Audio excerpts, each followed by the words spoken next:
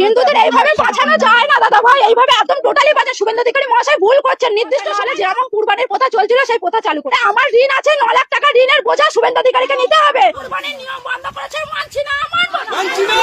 রাজ্য সরকার কুরবানির নিয়ম বন্ধ করেছে, মানছি না, মানবো না। নাহলে আমার স্বামী সুইসাইড করবে বলছে, সন্তান অনাথ হবে, কিভাবে চালাবো? আমি তো মেয়ে মানুষ, আমার কি বাইরে যাওয়ার ক্ষমতা আছে? আমি কি ইনকাম করবো? রেখা পাত্র দিদি ভাই যে কথা বলছে যে গরু যে 14 বছর বয়সীকে কুরবানি দিতে হবে, কথা তো এতদিন ছিল না। মাত্র 15 দিন ক্ষমতায় এসে আজকে নতুন নতুন নিয়ম, নতুন নতুন কথা চালু করছে। নিয়ম তো নেই, মানুষের জীবনের গ্যারান্টি নেই, তাহলে গরুর 14 বছর জীবনের গ্যারান্টি আমরা কিভাবে নেবো? কিভাবে নেবো? শুধু তো গরুকে খাওয়ালে আর গরুকে দুধ বিক্রি করলে তো আমাদের সংসার চলবে না। কুরবানির কথা ছিল বলে গরু তুলতাম, গরু পুষতাম। এখন যদি এই নিয়ম চালু হয়, তাহলে মোদি আমাদের খাটালে গরু তুলে দিক, তারপরে আমরা সেই গরুকে মোদি খাওয়ানোর পয়সা দেবে, আমাদের দেখাশোনা করার পয়সা দেবে, তাহলে গোমাতাকে সেই 14 বছর বয়স পর্যন্ত আমরা রেখে দিতে পারবো। তার আগে গোমাতা এতদিন এই প্রথা চালু ছিল না, আমরা এই প্রথা রাখতে পারবো না। আমাদের কুরবানির প্রথা চালু করুক, নাহলে আমাদের স্বামীরা সন্তানরা সব অনাথ হয়ে যাবে, সুইসাইড করবে বলছে। এর দায় শুভেন্দু অধিকারী, রেখা পাত্র এদেরকে নিতে হবে, নিতে হবে। সরকার বলছে যে গোমাতাকে বাঁচাচ্ছে।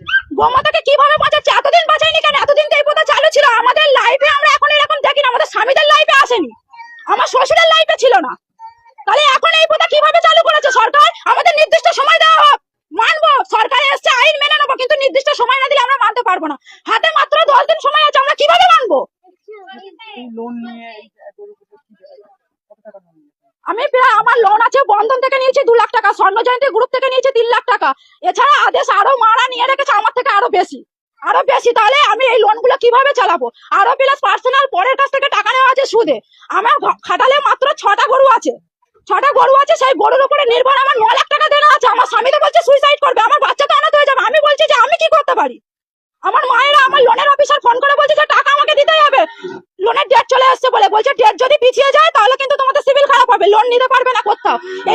এইসব যে আমাদের কাণ্ডগুলো ঘটছে, আমাদের তো জীবন ভবিষ্যৎ অন্ধকার হয়ে যাচ্ছে। আপনার কতটা গরু চাষ করেছে?